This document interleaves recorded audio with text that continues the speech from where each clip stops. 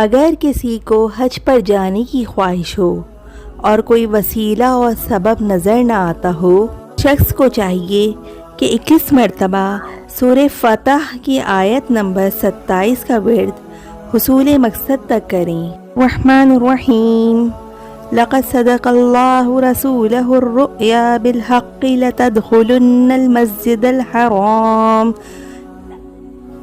الحرام ان شاء اللہ آمنین محلقین رؤوسکم ومقصرین لا تخافون فعلم ما لم تعلموا فجعل من دون ذلك فتحا قریبا۔ ساتھ ہر نماز کے بعد ایک تسبیح تلبیہ کی بھی پڑھیں۔ اللہم لبیک لبیک لا شریک لک لبیک ان الحمد والنعمت لک والملک لا شریک